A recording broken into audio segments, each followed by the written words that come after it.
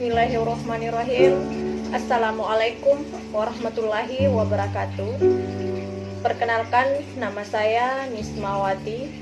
Saya CGP dari SD Negeri 001 Penajam, Kabupaten Penajam Pasir Utara, Provinsi Kalimantan Timur.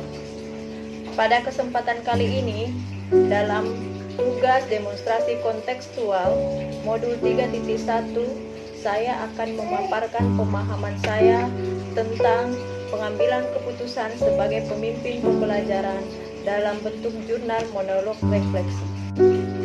Kita sudah mempelajari tentang pengambilan keputusan. Di sekolah, kita seringkali dihadapkan dengan dilema. Apa sih dilema itu? Di sini dilema adalah suatu permasalahan yang di dalamnya ada nilai-nilai yang saling bertentangan antara kebenaran dan kebenaran. Di sini kita terkadang sulit untuk memilih atau memutuskan kebenar mana yang kita ambil. Dalam hal ini, di dalam pengambilan keputusan, pertama-tama kita harus mengenali dulu apa dilema yang kita hadapi. Paradigma dilema apa yang ada di dalamnya? Apakah individu lawan masyarakat? Apakah keadilan lawan rasa kasihan? Apakah kebenaran lawan kesetiaan? Atau justru jangka pendek lawan jangka panjang? Dan tidak hanya sampai di situ, kita juga harus menerapkan prinsip-prinsip dalam pengambilan keputusan sebagai pemimpin pembelajaran. Di sini ada 3 prinsip pengambilan keputusan yang harus kita terapkan. Antara lain, yang pertama adalah prinsip berpikir berbasis hasil akhir. Yang kedua, prinsip berpikir berbasis peraturan. Dan yang ketiga, prinsip berpikir berbasis rasa peduli. Kita dikenalkan bagaimana langkah-langkah untuk mengambil keputusan agar keputusan yang kita ambil atau kita tetapkan itu adalah keputusan yang bijak, keputusan yang sudah tepat dan yang efektif bagi kita, baik sebagai guru maupun sebagai pemimpin pembelajaran. Adapun langkah-langkah yang akan digunakan untuk pengambilan keputusan sebagai pemimpin pembelajaran antara lain, yang pertama, kita harus mengenali dulu nilai-nilai yang saling bertentangan dalam kasus yang kita alami. Kemudian yang kedua, mengenali siapa-siapa yang terlibat dalam kasus tersebut. Selanjutnya yang ketiga, fakta-fakta apa yang relevan dengan situasi dalam kasus tersebut. Yang keempat, kita melakukan pengujian benar atau salah situasi dalam kasus tersebut. Di sini uji benar salah terdiri atas apakah ada aspek pelanggaran hukum di dalam situasi kasus tersebut yang disebut dengan uji legal. Selanjutnya, apakah ada pelanggaran kode etik profesi dalam kasus tersebut, biasa disebut dengan uji regulasi. Kemudian berdasarkan perasaan dan intuisi kita, apakah ada yang salah dalam situasi yang disebut dengan uji intuisi. Kemudian apa yang kita rasakan bila keputusan kita dipublikasikan di halaman depan koran, apakah kita merasa nyaman? Kira-kira apa keputusan yang akan diambil oleh panutan atau idola kita dalam situasi ini? Nah, jika situasinya adalah situasi dilema etika, maka kita harus menentukan paradigma mana yang terjadi dalam situasi tersebut. Kemudian keenam, dari 3 prinsip penyelesaian dilema itu, prinsip manakah yang akan kita pakai dalam kasus yang kita alami untuk pengambilan keputusan sebagai pemimpin pembelajaran. Kemudian langkah 7, apakah ada sebuah penyelesaian yang kreatif dan tidak terpikir sebelumnya untuk menyelesaikan masalah ini? Ini kita akan menentukan investigasi opsi trilema. Kemudian yang ke-8 adalah apakah keputusan yang akan kita ambil. Kemudian ke-9, coba kita pikirkan lagi, kita lihat lagi keputusan yang kita ambil, kemudian kita refleksikan kembali.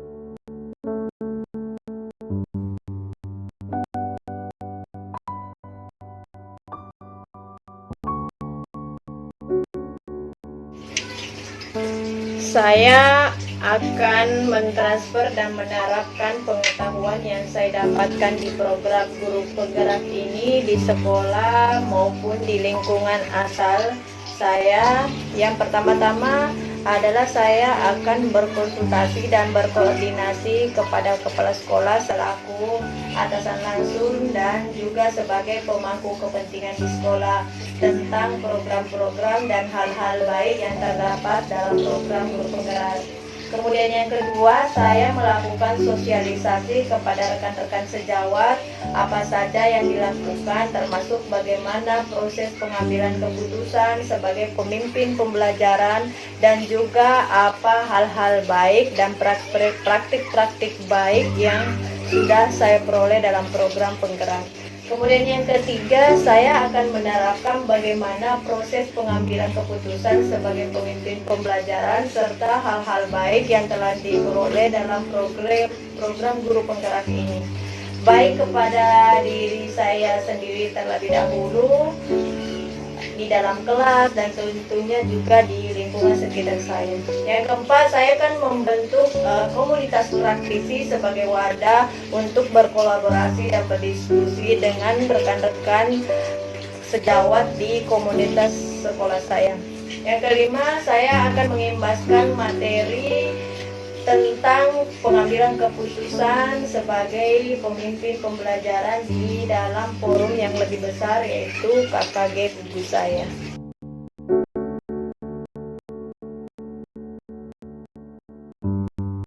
Langkah awal yang akan saya lakukan untuk pengambilan keputusan sebagai pemimpin pembelajaran adalah yang pertama, saya akan menerapkan paradigma dilema, prinsip-prinsip pengambilan keputusan, dan 9 langkah pengambilan keputusan sebagai pemimpin pembelajaran kepada diri saya terlebih dahulu sebagai individu. Kemudian ketika saya sudah berhasil, saya akan menerapkan di dalam kelas yang saya ampu. Kemudian ketika sebagai pemimpin pembelajaran, saya akan menerapkan dan mensosialisasikannya kepada rekan-rekan sejawat saya di sekolah. Saya akan berbagi praktik baik dengan rekan sejawat saya dalam komunitas praktis yang ada di sekolah dan juga di dalam komunitas yang lebih besar, misalnya di dalam forum KKG Buku Saya.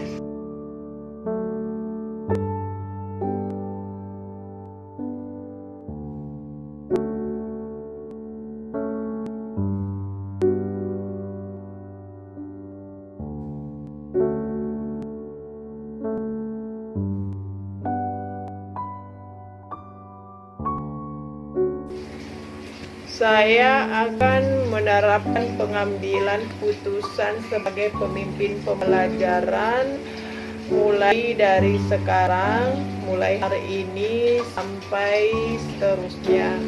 Saya akan melakukan sampai dari tahun ke tahun, tahun ajaran baru, dan sampai jangka waktu yang panjang. Baik itu untuk diri saya pribadi maupun untuk di dalam kelas yang saya ampu. Rencana saya mulai akan menerapkan pengambilan keputusan sebagai pemimpin pembelajaran ini jika ada permasalahan dengan murid saya.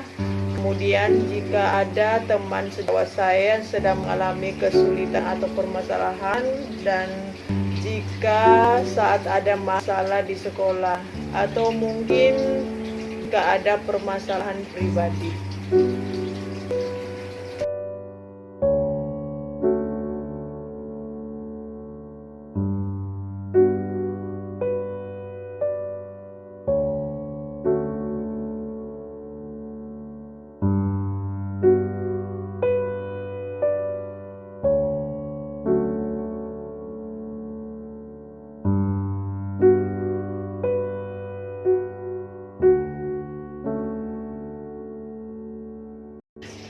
yang akan menjadi pendamping saya dalam menjalankan pengambilan keputusan sebagai pemimpin pembelajaran. Yang pertama adalah kepala sekolah sebagai atasan langsung dan juga sebagai pemangku kepentingan di sekolah.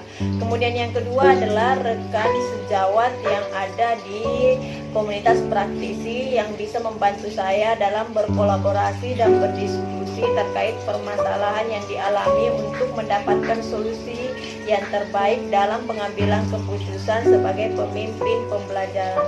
Karena dengan berbagi dengan mereka, maka saya dapat merefleksikan keputusan saya apakah sudah sesuai dengan paradigma etika, sudah sesuai dengan pengambilan prinsip-prinsip pengambilan keputusan, serta apakah sudah sesuai dengan 9 langkah pengambilan keputusan yang bertanggung jawab. Yang ketiga adalah murid-murid saya sendiri yang akan membantu saya dalam mengambil keputusan jika ada yang mengalami permasalahan. Kemudian yang keempat adalah keluarga saya yang selalu membantu dan mendukung saya di setiap praktik baik yang saya lakukan.